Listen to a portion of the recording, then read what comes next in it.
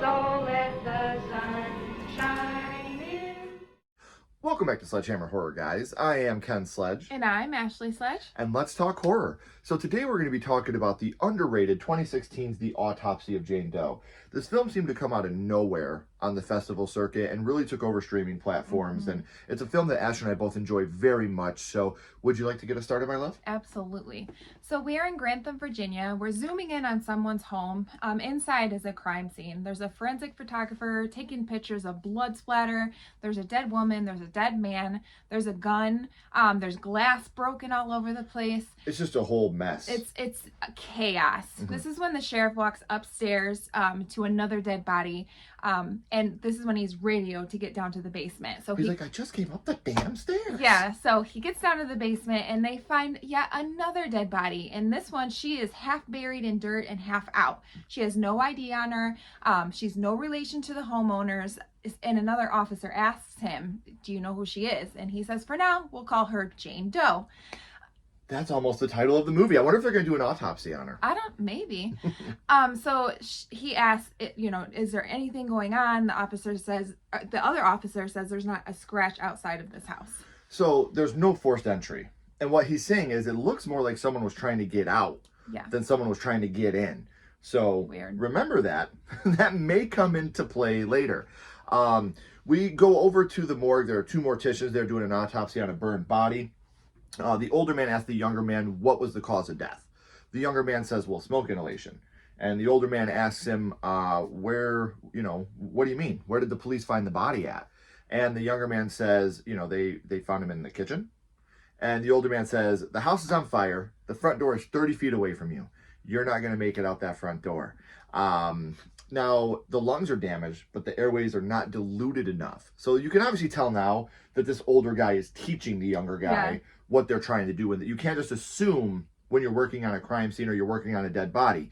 You have to do the research and find out what's going on here. Absolutely. The young man says he stopped breathing before the fire could even get to him. So the older man says, open him up. So they open up the skull and they see a fracture. The man actually had a brain bleed and that's what killed him, not the fire itself.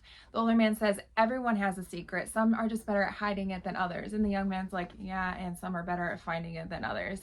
Kind of discouraged because he just assumed. He just assumed, which you can't assume. You got to look at the evidence. So the older man, he says, what are your plans for tonight? And we find out that he's going to go to the movies with his girlfriend, Emma.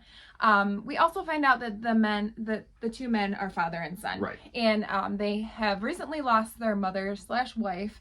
And it sounds like it's really hard for dad to talk about this. So he's like, I'll have you finish this up. I'm going to go outside and smoke. Right. So as the son is cleaning, he hears this noise in the vent. Come to find out it's his cat. And he brought him a dead mouse, which is good job, Stanley. Even more of a scare to see the mouse. I know, but at least he it's killed dead. it. Yeah. Right. He throws the mouse away and washes his hands when he hears another noise. He calls out for his dad, but he gets no answer. He begins to look around when a woman, who we find out is Emma, jumps out of nowhere to scare him. And Emma wants to see a dead body. Mm-hmm. And I love this part because, you can tell that the young guy here, he's like, I don't really know. Yeah, he's not into it. I don't know if you want to see this. And Dad's like, go ahead and pick one. So she picks one of the bodies, and the son, he pulls it out. The dead body has a bell on his ankle to ensure that he's actually dead. Emma asks, why does he have a sheet over his face? And the dad says he didn't have much of a face left. So it looked like he shot himself in the face. And Emma's like, well, why would anybody do that? And the dad snaps back and like, you sound like your boyfriend. We are here to do a job. We're not here to figure out why people kill themselves. We're just here to figure out how they died. Dad's already tired of her shenanigans. Yes. So Emma goes to pick up the sheet from the dead man's face, and we get this.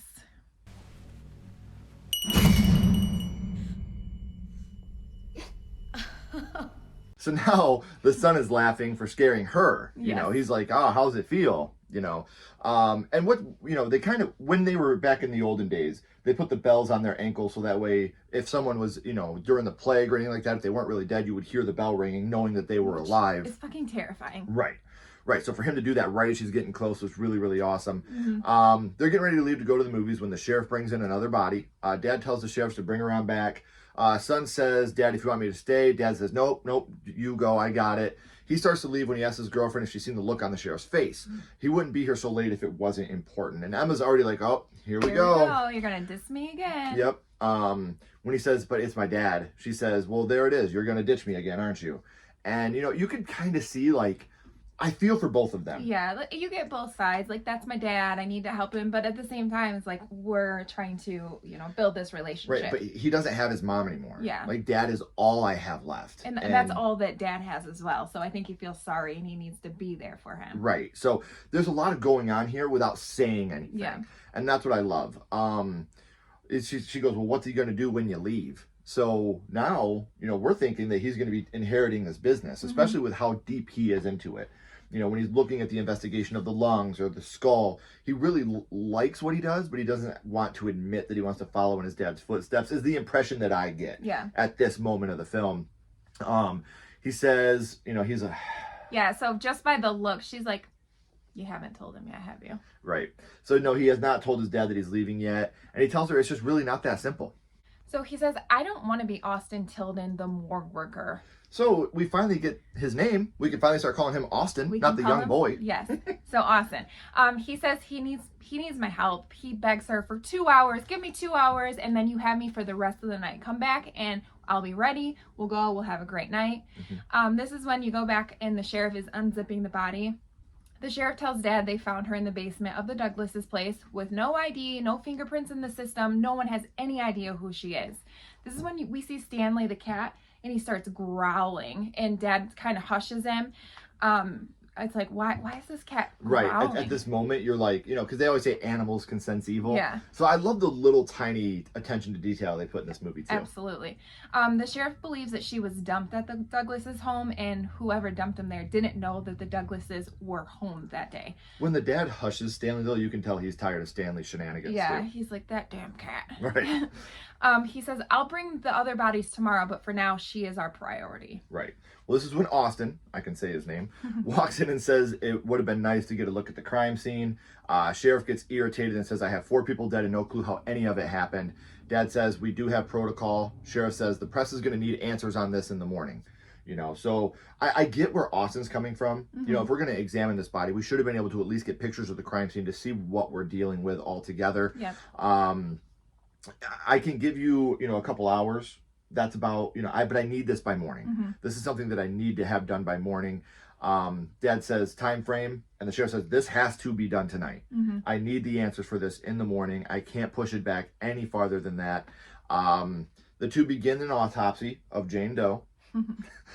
Dad begins to record, and we find out that his name is Tommy. So now we have Austin and Tommy. So now we finally got something. He goes back to explain the process on what they do, and in the background we hear the radio playing. Got some beautiful weather here for the next few days. So they're in for some nice weather for the next couple of days. I like it. Nice weather's good. Always like the nice weather. Absolutely. Austin, he takes pictures of the woman stating that she looks like she's in her late 20s, and Tommy's like, she appears to be. Like, we don't know. We're right back here, buddy. Yes. So he goes on to describe her when he opens up her eyes and says they're gray. And he kind of looks over at Tommy for reassurance, like, am I seeing this right? And Tommy looks at her eyes and says, you don't usually see clouding like that until the body's been, you know, dead for days. Tommy's getting sick of Jane Doe shenanigans now. Yeah. So Austin says, look how small her waist is. It doesn't fit the rest of her. And Tommy says, maybe it's congenital. We won't really know until we open her up. Tommy then notices that both her wrists and her ankles are broken. And Austin's like, how? How do you break both your wrists and both your ankles without any outward damage? Yeah. Tommy finds peat moss under her nails, which he hasn't seen in ages. You only find this stuff up north. Up north. Is what he says. So how did she get this under? There's already a lot of mystery surrounding Jane Doe. Austin opens her mouth and her tongue has been cut off. Tommy says he's seen stuff like this with sex trafficking, which is already a gruesome thought. Wrist and ankles broken, tongue cut off so you can't make any noise. No. Tommy at this point is kind of looking at Austin. Austin looks back at Tommy, and then he takes a picture of the tongue and notices her nose is bleeding, and a fly comes out of her nose at the bleeding nostril. Tommy tells Austin that she has a molar missing to take impressions. This is when Tommy pulls out this like small piece of yarn from her mouth, and he has Austin bag it and send it off to the lab. This is, I hate this part, but they check to see if she was sexually assaulted and if there's any evidence of it. So, you know, they're checking her down there, and she's torn up down there. She's got cuts, she's got abrasions. I hate that part. It's just like, you see the immense amount of suffering this person went through. Which is awful. Yeah. So they move on to the internal examination. Tommy, he grabs a scalpel, and the lights begin to flicker, and the radio changes to some weird song. Let the sun shine in. This is when Tommy, he opens her up, and all this blood just pools out of her. And Austin's like, they're both shocked, and Austin was like, they're not supposed to bleed like that, are they? And Tommy says, not usually, not only with a fresh corpse, and that's very rare. Right. This one, they see these black spots on the inside of her, and Austin's like, is it melanoma? Like, what could this be? So now Tommy's really getting fed up with the shenanigans. Yeah. Like, Austin won't stop asking questions. Jane Doe's bleeding everywhere. I just want to go home. Like, no more shenanigans, please. Now, it would be unusual for the inside, but just send it off to the lab anyway to see if it is melanoma on the inside, which, like you said, very, very uncommon, but is possible. Tommy asks Austin to grab the rib cutters. When Austin notices there's blood leaking from the fridge, they had taken these blood samples and put them in the fridge, and they all blew up. There's just blood all over the place. Tommy tells Austin he was right. Her waist does not fit her frame. It's from a corset. And Austin says, didn't those go out of style like a couple 100 years ago? Which I believe you can't even get them unless they're made anymore. Yeah. Tommy cracks her ribs open and sees her lungs are severely blackened. And Austin says, I wouldn't have taken her as a smoker. Tommy says, she could have smoked 10 packs a day for 30 years, and it would not explain her lungs looking like this. He goes on to say, it's like finding a bullet in the brain, but there's no gunshot wound. I love that line. Yeah. By the way. Tommy, he pulls out his heart and he looks at it, and it's been cut. And not just her heart, but also her lungs, they're severely cut. And Tommy says, imagine that all this internal trauma was actually external. What would she look like? And Austin says she'd be mangled beyond recognition, but she's not. How the hell do you even do that? This is when it starts storming and the lights are flickering. I know. I thought we were supposed to have good weather. That's what I thought. Weird. The radio guy said it. That guy. So Tommy's like, they wanted her to suffer. They hear this like bang, and Austin says, I'll go see what it is. And he walks out into the hallway, and he sees like the mirror on the big corner. Yeah. And he sees someone in the mirror around the corner. Yes. Very monstrous looking figure around the corner. He walks up and looks around the corner, but there's no one there. Tommy is still back with Jane Doe, and he asks what happened to her. Like, what did they do to you? He goes to grab his scalpel to cut into her more, but he accidentally cuts himself at this point. which would hurt. Yeah. Austin hears something in the vents. When he grabs a chair to look inside, something runs past him.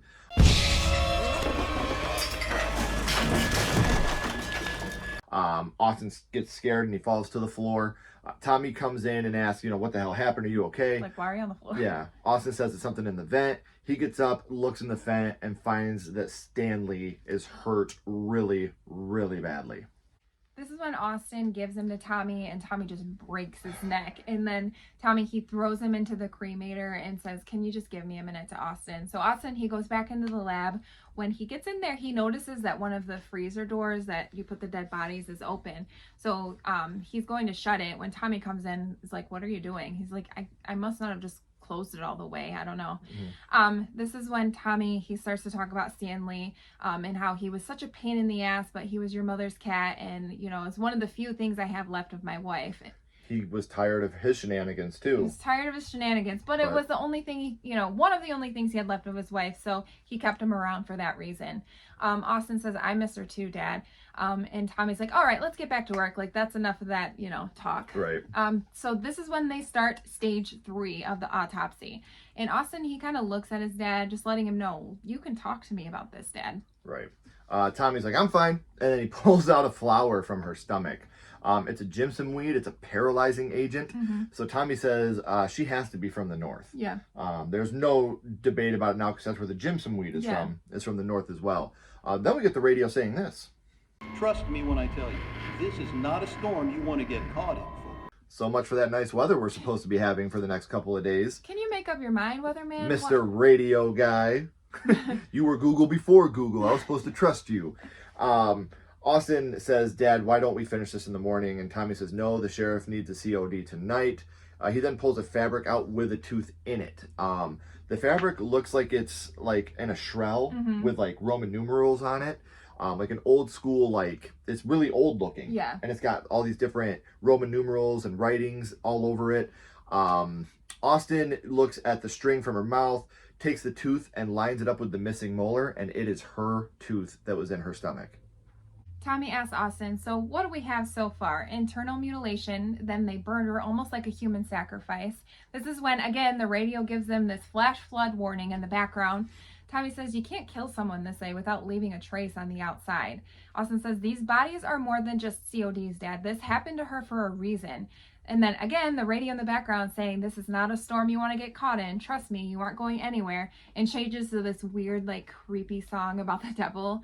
Austin says, Dad, I think we should get out of here. And Tommy continues to remove skin from her rib cage. And this is when you see the same writing that was on that fabric and her, the fabric that had her tooth in it. Right. The writing is on the inside of her skin. It's disgusting looking, but it looks amazing at the same time. The drawer is opening again and all the lights explode. Austin calls out for his dad in the darkness. All the drawers where the dead bodies were are now open. Tommy says, you know what, fuck it. Let's get out of here. I'm tired of all these shenanigans. I swear to God, I'll pistol whip the next guy that says shenanigans. Okay. I will not say shenanigans again, Tommy. I promise. Sorry.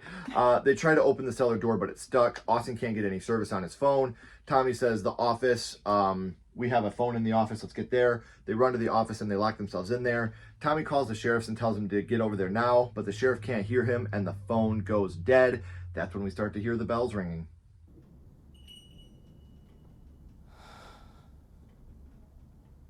They're both stunned. You know, they're walking slowly to the door, and Austin, he looks underneath it and he sees a body walking.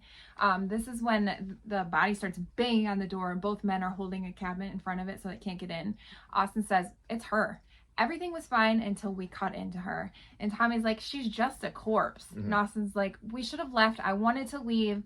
And this is when Dad, he gets pulled away and Austin gets locked into the office and he can't get to him. And then all of a sudden the door opens and he sees Tommy. He's laying there on the floor.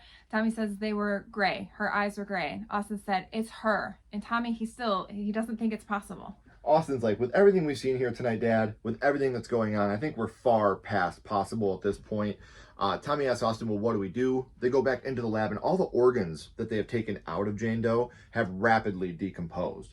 So it's almost like her body has kept everything intact. But once it gets taken out of it, it starts to decompose right away. It's not in that like realm of safe inside of her body. Tommy says, let's get her to the crematorium, but they are locked inside the lab. Austin starts axing the door. When he hears singing, he looks through the hole. We get a pretty nice jump scare here with a corpse with sewn eyes and mouth popping into the hole, which is what we saw earlier when they were opening up the freezers. So now we know that the corpses that were in the freezers have now come out. They're walking around. Right. Creepy. Right. Austin says, fuck it, and pours some chemicals on her, and they light her on fire. The fire goes up on the ceiling and walls. Probably one of my least favorite parts of the movie. The CGI here does not look all that great. But when they extinguish it, Jane Doe is still intact and beautiful. Nothing has happened to her at all. This is when they hear the elevator and they grab the axe and just run for it. It closes before they can get there, and then they hear in the background the bell ringing again. Austin pushes the elevator button like, come on, come on. The corpse, you can hear it getting closer, and finally the elevator doors open. And they get in it and they can't get it closed. This is when they see the corpse that shot himself. Yeah. So Tommy, he axes it and then he hears this like gasping and they look out and it's freaking Emma. So it wasn't the corpse, it was Emma. It was that Emma. They just axed. And Tommy's in shock. Austin, he just starts bawling. Austin tells Tommy, get in the elevator. And Austin says, I told her to come back for me. Tommy says, this is all my fault. And Austin says, you couldn't have known. Tommy says, you know, everyone's told me that with your mother. I could have helped her and I would have. Yeah, if I could have helped her, I definitely would have, which is another heartbreaking moment because we're finding out now that Mom had apparently taken her own life. Yes. She unlived herself. And a very hard thing for these two to deal with, and this is probably why the dad doesn't want to talk about it. Yeah. You know, I should have known. I should have seen the signs. I should have stepped in to help her. She had to deal with all that unhappiness by herself, and all these mistakes I've made are coming back onto you. Austin says, why hasn't she killed us yet? When we cut into her, she could have stopped us anytime. Mm-hmm. There's something in her that she doesn't want us to find. And Tommy's like, you want to go back in there? And Austin's like, well, maybe if we can figure out how she died, maybe we can help her and we can stop it. Mm-hmm. They head for the lab. All the halls are filled with smoke because the crematorium, the cremator, was left open. And they can't see anything. Something attacks Tommy, and that's when Austin helps him up. Mm-hmm. They run and they get into the lab. They start pulling back her skull, and Tommy's like, her brain is normal. So he takes a piece of her brain and looks at it under the microscope, and Tommy says, that's why we can't find a cause of death. She's still alive. And Austin's like, alive? We lit her on fire. We took her heart out. Austin looks closer to the cloth from her stomach, and on it, it has Leviticus 20:27. In the Bible, it reads, for any man or woman who consults the spirits of the dead, we will be put to death. For they are what, Austin? For what? Austin says, 17th century northeastern New England, they are a witch. Tommy reveals that they are a witch. Austin says it fits. Tommy says there was no witches in Salem. They were kids. They didn't hang her or burn her at the stake. They tortured her. Mm-hmm. The ritual didn't work. Tommy says, what is the ritual performance on an innocent accidentally created the very thing that we are trying to destroy? Like, what if they did perform this ritual on an innocent woman? Mm-hmm. That turned her into a witch. And now she's out getting her revenge. And if you look at this ritual, it would take a real monster to perform what they've done to this poor person. Mm-hmm. Whether they were a witch or not, this is extreme. This is extreme. And I do want to clarify something real quick. In the United States, there is no documented case of any witch burned at the stake. I just want to throw that out there. Yeah. So, obviously, no, they didn't burn her at the stake because that never happened in the United States. So everything they did to her, everything that we did to her, she can feel it. She wants us to feel that now. That's why she's keeping us alive. This is her revenge ritual. And Austin asks why. And Tommy says, why the Douglases? Why anybody? Because we're in the way. He says she's still suffering and it won't stop. This is when you hear banging on the door. Tommy starts talking to her and says, I won't fight you, but please don't hurt him. Let him help you. The banging then stops. Tommy, he can't move and she breaks his wrists. And yeah, so this is when her body, it all starts to come back together. Her eyes, they go back to normal color. Tommy looks at the scalpel and begs Austin to put him out of his misery. And Austin's very hesitant, you know, that's his dad. But he stabs him and he starts sobbing like he just had to kill his dad. It's even worse because when he does it, like the smoke comes out of his mouth. So, you know, everything was burned on the inside of him like it was for her. Yeah. The lights, they turn on, the radio you hear in the background, you hear his name being called. The police are trying to get him out. But then he can't get out and you hear the sheriff, he starts singing this really creepy song. Open up your heart and let the sun shine in. That's a twist. That's very twisty. So what I love about this moment is you really at first feel like, he's like, there's a tree on top of the door. Yeah. We can't get it open. You need to help us. You think that they're actually there to help him. Right. Let us in. Let us in. And then he starts singing the song. Mm-hmm. Like it's a very, very scary moment. This is when he turns around and Tommy is right behind him. Austin falls off the balcony, killing himself, accidentally. Obviously, he gets scared seeing his dead dad in front of him. He falls off and dies. The cops come to the morgue and find the mess. Again, no site of forced entry at all. And the radio again says this. Well, it's going to be another nice one out there. Today's our 4th straight day of sunshine. Didn't see it coming, did ya? Wait a minute, I thought we had bad storms. Flash flood and all. That's weird. Yeah. The sheriff wants to know what happened, and he's like, I don't care what it looks like. I know these people. Mm-hmm. Whatever it looks like is not it. I want this body out of my county. Get it out of here. I don't care where you take it, but take it away from here. So she goes, and the cops are transporting her. They put her out, she's on the stretcher. They put her into the ambulance. Once they put her in the ambulance, the radio changes to that creepy song again. And the camera does this pan out where we see Jane Doe's toe wiggle to end the movie with a bell ringing. So, yes. A lot of twists and turns throughout the movie. Mm-hmm. Me personally, I would give this a 3 out of 5. I think it's right in the middle of the road. Very, very scary moments. There are some dragging moments, but it's a movie that we went into with a lot of hope, and we were not disappointed by the movie. And especially watching the behind the scenes, learning that this is all practical, you know, with besides the CGI fire and whatnot.